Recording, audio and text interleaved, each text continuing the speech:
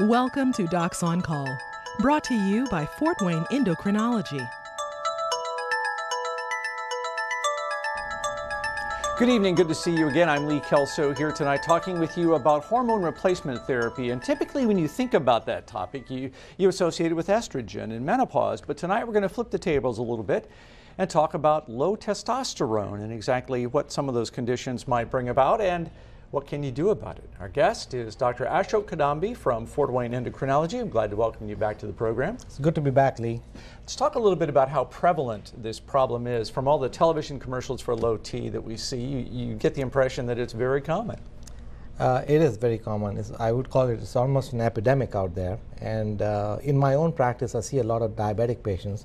It is very rare for me to see a diabetic patient with good normal testosterone levels. Virtually almost everybody has low T. Really? All my males. And so what are some of the symptoms of low T? How am I going to know that I have this problem? Yes.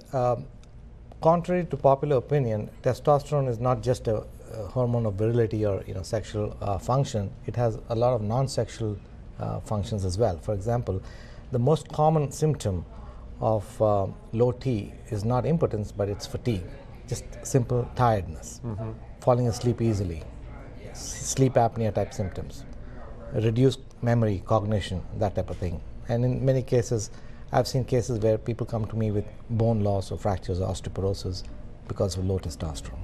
And there's also a connection between low T and some very serious conditions, some cardiac conditions? Correct. In fact, low T is an independent risk factor for coronary artery disease or blockage of the arteries. It's also a risk factor for congestive heart failure.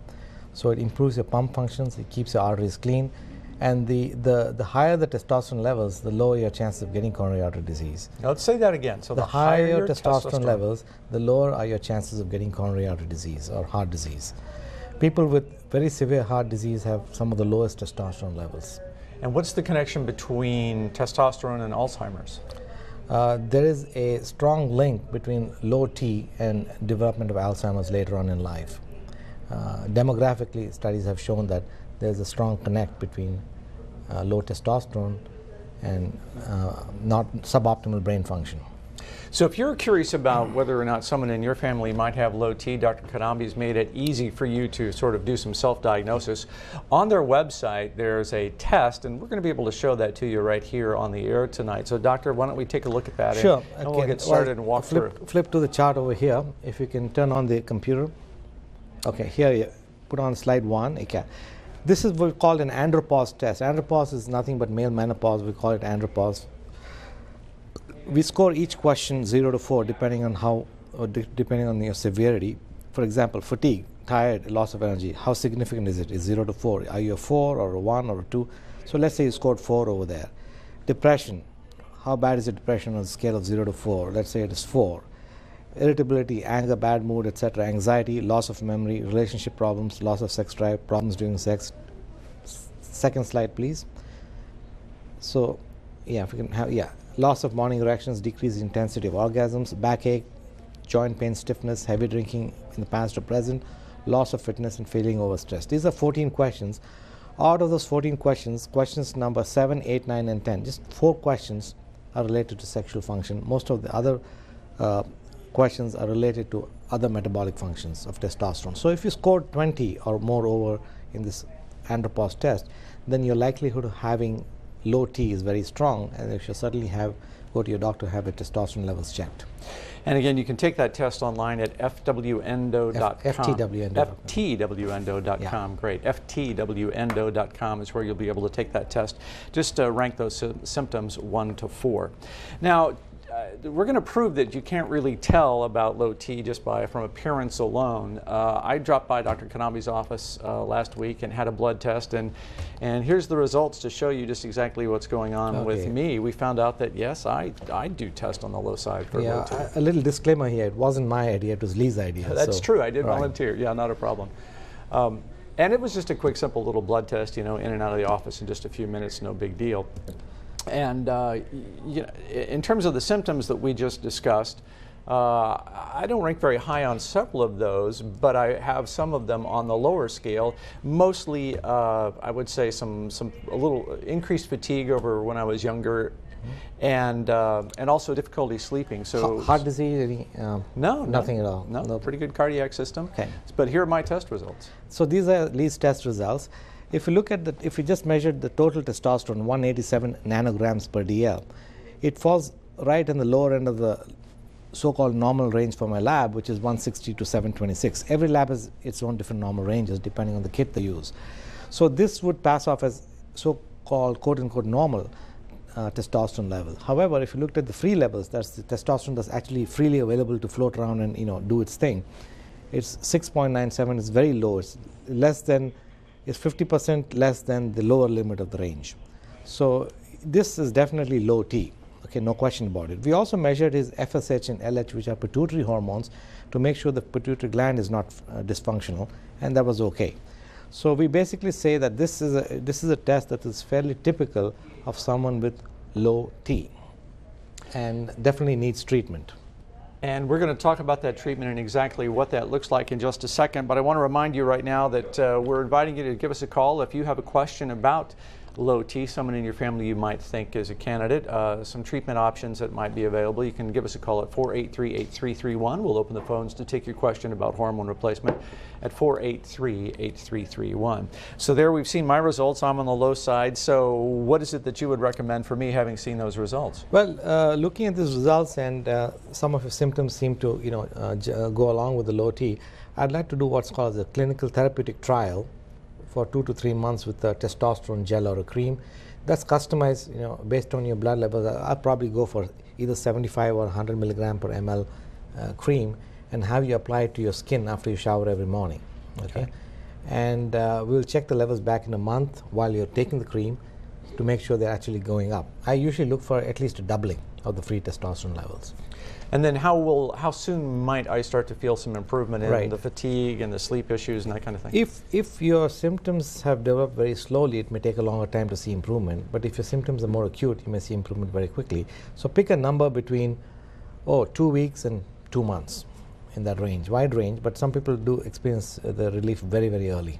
So what are some of the issues that or side effects that can come from hormone therapy? I've heard gynecomastia or male breast enlargement is a concern. Well, it never happens with the creams, and it never happens in our practice because we don't give what we call supraphysiological doses, like super high doses. We keep you in the physiological range. So the gynecomastia or breast enlargement will not happen.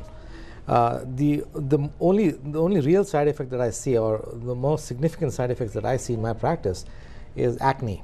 They just get the zits, they break out, like teenagers, they just break out sometimes. And then what you do is you just lower the dose and go up gradually, and that fixes the problem. And then what about prostate enlargement or the risk of prostate cancer? I know that's also been a concern for some people. Well, it's now been conclusively proven that there is no risk of prostate cancer or even benign prostatic enlargement with the testosterone therapy. In fact, people with the most high grade, what we call most aggressive prostate cancers, have the lowest testosterone levels. So in fact, the case can be made that testosterone actually prevents or protects you against prostatic problems. So kind of like cardiac issues. The lower your testosterone, the higher the risk of cardiac issues. Absolutely. I mean, this is if nature had made a perfect drug, this is it. Excellent. I think that's a good point to jump out to the phones. They're ringing right now. Lots of people want to talk to you. 483-8331 is the number to get through to Dr. Ashok Kadambi from Fort Wayne Endocrinology. And Brad, you're going to be up first for us. Go right ahead with your question for Dr. Kadambi.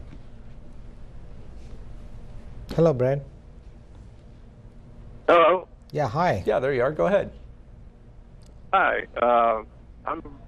I'm 45 years old, and I've had 2 heart attacks, and I have a lot of those symptoms that you listed. Hi, can you hear me? Yes, I'm listening. Go ahead. Okay. So 45, heart attack, lots of symptoms. And should I get myself tested for low T? Yeah, absolutely. In fact, as I said earlier, one of the risk factors for heart attack is a low T.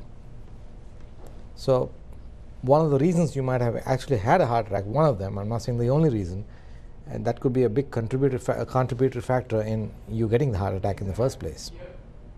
So certainly have it checked. So how often is it that a cardiologist would would include that in the blood panel that they're going to be doing. I would think that if there's that strong a connection, you'd think that'd be pretty typical. Yes, but unfortunately it's not the case. Oftentimes it's missed because cardiologists are very focused on the procedure and the cholesterol. Cholesterol seems to take a center stage for the cardiologist, and with good reason, because there's so much of studies, linking high cholesterol with heart disease, but somehow the hormones seem to be forgotten.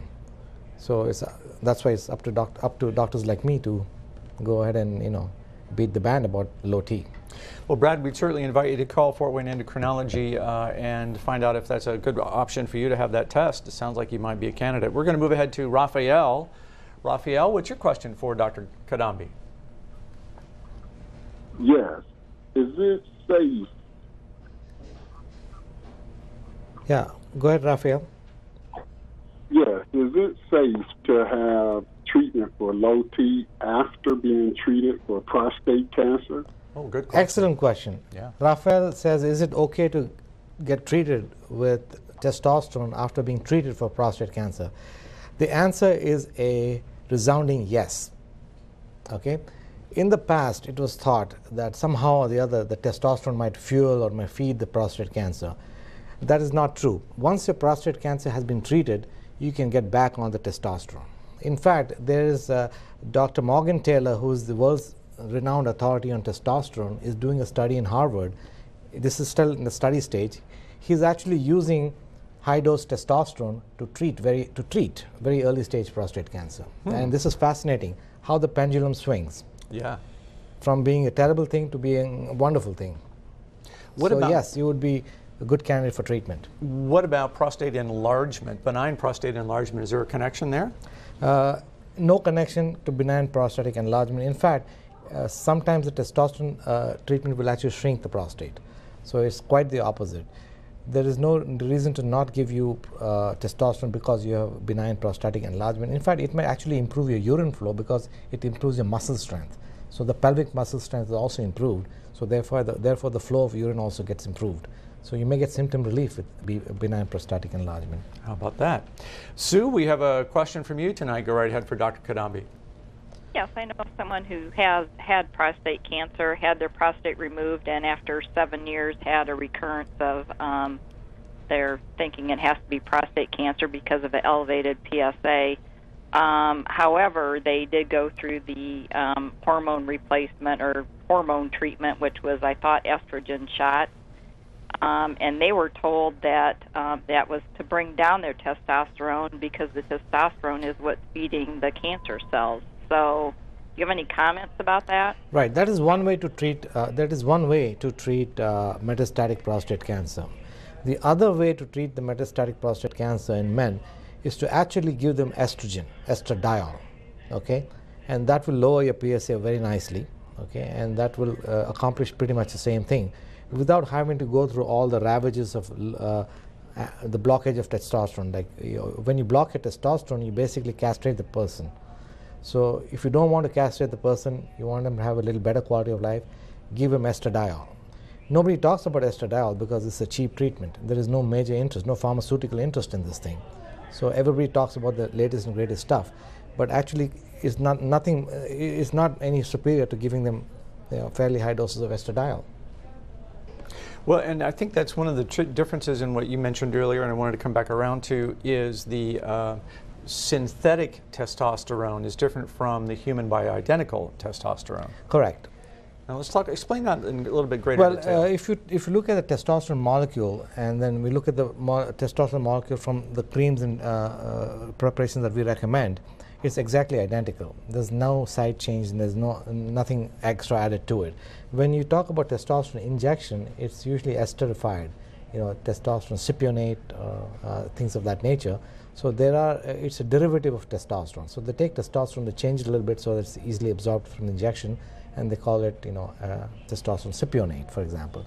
So whereas it retains most of the characteristics of testosterone, there may be some unwanted side effects, like possibly causing inflammation and things of that nature. So to avoid all that, we give we give them what is called as bioidentical or natural testosterone, which basically means that it's unaltered from its natural original form. And I think that's one of the issues that Dallas wanted to get to in his question tonight. Go ahead, Dallas. What's your question?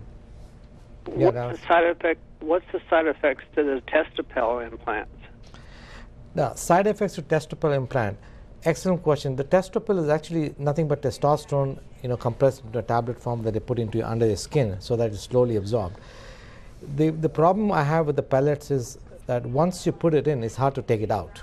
So if you sort of overdose, you just got to wait it out. Okay. The second problem with the pellets is that a few weeks after inserting the pellets, you get fantastic levels, and then afterwards the levels start to decline, very much like an injection, much slowly, but eventually they will decline. So when it comes for the time for the next pellet implant, say around 3 months or so, you're probably exposed to low testosterone for about a month. So you don't get steady levels with the pellets. With the daily dosing, what happens is you can vary your vary your dose from day to day. Also, you can also make sure that the levels are steady all throughout the 7 days of the week, as opposed to only certain days of the week. So that's my major problem with the testosterone pellets. Though it's not a bad option for people that are in nursing homes that can't remember to take stuff. I'd rather have them take something than nothing at all. If you are just joining us, you're watching Docs on Call. Tonight we're talking about hormone replacement therapy for men, testosterone. If you're suffering from a low testosterone condition, Fort Wayne Endocrinology is a place where you'll see Dr. Ashok Kadambi, and he can help you figure out, are you a low T candidate and what form of treatment is going to work best for you. We're taking your calls at 483-8331, 483-8331 if you'd like to be a part of the program tonight. How critical is it that I'm applying this cream day in, day out? If I miss a dose for whatever reason, forget, it's unavailable, am I going to be suffering any ill effects? Well, if you miss one dose, you probably won't know about it. If you miss 2 doses, you'll probably know. If you miss 3 doses, your spouse will probably know. So, does that answer your question? That answers my question. Let's get back out to the phones, and Ellen with her question for us tonight. Ellen, you go right ahead. Ellen, are you with us? Ellen? I think we're having a delay issue. Oh, can tonight. you do that offline? Oh, okay. There you are, Sure. Ellen. Go right ahead with your question. Yes, my question for doctor is, why is Hashimoto's so difficult to treat? Why is Hashimoto's so difficult to treat, right? Is that the question? Sounds like she dropped off the line. What is Hashimoto's syndrome? Hashimoto is a thyroid condition. It's nothing to do with low testosterone. Okay. So anyway, that's a topic for another day, but it's not difficult to treat, let me tell you that. So rest assured, we can treat this, we can handle it. We'll come back to that as the time might ring. What about any medications that would either cause low T or be in conflict with a therapy? Right. There are certain medications that might result in low T. It's not a medication, but a lifestyle choice. Tobacco and alcohol will lower your testosterone levels. Prescription medications lowering T, statins are widely used, and there is a lingering suspicion, or there is some association between statin use and low testosterone levels. It's not hard to imagine because cholesterol is needed for synthesis of most steroid hormones, and if you're going to drop your cholesterol that much, it's quite possible that even the production of testosterone might be reduced. So if I do start on a replacement therapy, am I going to be able to add muscle mass quicker when I'm in the gym? Is that going to help me out there? That's one of the effects of testosterone, is to actually help. It'll bulk you up, it'll build muscle mass. But if you let me put it in a simple way. If your testosterone is low and we give you testosterone, you're going to see the effects. But if your testosterone level is already pretty good and we give you testosterone, you won't see much difference. Okay, so it won't make a good thing better, but it'll make a bad thing good. Okay, I like the sound of that. Doug, let's get to your question tonight. Go right ahead for Dr. Kadambi. Okay, so my question is, once someone starts testosterone replacement therapy, you deem they have low T, where do you try to get them before you say, yep, that's enough, or that's not enough, or, oh, we've overdosed, we gave you too much? Where's the happy medium, and how do you decide? Okay, this is again a very, very thought-provoking question, and in fact a lot of physicians also get confused on this issue. Do we treat the patient or do we treat the blood levels? Okay, the answer is yes, we treat both. Right. Okay, so this is where the art of medicine comes in. You figure out what is more important, whether in this particular case you're going to go by blood levels or you're going to go clinical. Oftentimes what will happen is we will raise the testosterone levels, but patients won't see much of a response. Then we'll raise it some more, and when we are really at the upper limit of the range, that's when the patients start to feel better.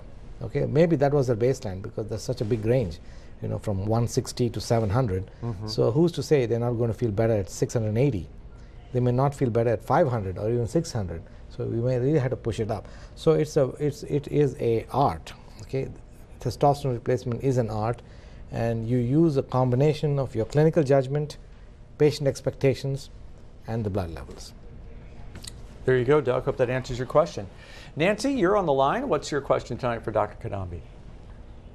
What is the correlation between low testosterone and osteoarthritis? Okay, what is the correlation between, Nancy has asked, what's the correlation between low testosterone and osteoarthritis? When we give patients testosterone replacement therapy, their joint function actually improves. It helps to build cartilage, helps also the muscle strength. There's not so much of a direct correlation between low T and osteoarthritis, but there is a very strong correlation between low T and osteoporosis, or bone loss, the brittle bone disease. In fact, the number one cause of male osteoporosis is testosterone deficiency. The number one cause in female osteoporosis is estrogen deficiency. If you can put up slide 3 for me, that would be good. I'm going to show you the difference or similarities between menopause and andropause. They're strikingly similar. Okay. Slide number 3, please. We had it, and the screen just we'll figure it out. We'll come back to that. Right. So there is I recall that slide. I recall that information. They're very much the same, and the impacts of low on either side of the sex scale is just exactly identical. Right. It has the same metabolic effects. Reduced body fat, increased body fat, and decreased muscle mass. So andropause and menopause have very similar symptoms in both men and women. Therefore, we call it andropause. The only difference is men don't realize it because it happens very insidiously, very slowly, whereas in women it's precipitous. All of a sudden you see that. And here's your slide. And here's the slide. See, if you look at andropause, menopause, put them side by side, in both cases you see increased body fat, decreased well-being, decreased sexual function, increased cardiovascular disease, and increased risk of osteoporosis. They're virtually identical. And what is going on, I don't know that we want to get too deep into this, but what is going on in the body that those hormones are having that much impact? What's the mechanism that's causing those changes? What happens, Lee, is virtually every cell is affected by these hormones for normal functioning of each and every cell, right from your hair to your cardiac cell, to your kidney cells, to the muscles. Every single cell requires testosterone to work optimally. And there's some, of course, for example, the cardiac tissue has the most density of testosterone receptors compared to any other tissue. It's densely packed with, that means the cardiac tissue is ready to receive the testosterone. And you can imagine why, because it's got to work every single day, every single second, every single minute. So it's got to pump out that blood, and it requires a testosterone drive. So it's very, very important not to have low testosterone. Well, let's get to Robert. He's going to be our last caller tonight. Robert, you go right ahead with your question.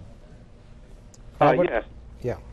Yes, doctor. I would like to ask the question. I'm up in age now, and I've been treated for testosterone since I was in my 40s, and different medications and they still haven't came right. I want to know, is it too late for if I came in to you and you could get that back right? Yes. There is actually no age that I say is exempt from hormone therapy. It's when the patients want it. Okay. It all depends on your physiological functioning, your status. Virtually anybody could benefit from it, okay, but some will benefit more than the others. Obviously, I'd like to see them early and catch them early and to prevent all these things from happening. But of course, if I see them later on, I don't deny them the treatment just because they're of a certain age. I don't draw the line at 75 or 80 or whatever, because age is a relative construct. So, Robert, did I hear you say that you have had therapy for low T? Hello? Did I hear you say that you have been treated for low T? Yes, I have. For years, I've been treated. But you don't feel as though you've had the effects? No, I've still got low T. After all the medications, they can't get it level. Okay. Well, there are ways to do it. We can certainly help you with that. Not a problem. Excellent. Thank you for your call. One of the things that Many people are going to be asking is there a natural way for me to raise my testosterone level? Are there supplements or other activities so that I wouldn't have to have therapy? Yeah, there's some ways you can raise testosterone. Maybe about 10-15%, but not tremendously so. Diet, exercise, eating clean, exercise, also avoiding tobacco, alcohol. Those are some of the common sense ways to do it. Okay, but once your testosterone level is low, you really need the real thing. You need the testosterone, end hormone, and all this over-the-counter stuff they sell on the television or the infomercials, they may work for a few days or few weeks, but they don't last. After a while, they quit working. Excellent. Well, we hope you learned something tonight about low T, low testosterone, and some of the symptoms associated with that. Our guest tonight, of course, has been Dr. Ashok Kadambi from Fort Wayne Endocrinology. You can contact him at 436-1248, the number there on your screen, or at ftendo.com, and remind you that you can find that online test to find out exactly what is your level, the 14 questions, so that you can kind of run through the check and see, does it sound like I might be a candidate for a low T test? And from what we learned tonight, seems like everybody should be taking a good look at that. Lots of benefits, it sounds like, to have your testosterone in the normal phase. Next week on Docs on Call, Ted Blanford from Summit Hearing Solutions is here. We'll be answering your questions about the latest in hearing technology and how it can affect your overall health and well-being. And I'll remind you that, of course, you can watch Docs online anytime you like. Just go to 21alive.com, click on the Features tab, and look for the Docs on Call tab. Have a good evening. We'll see you next week.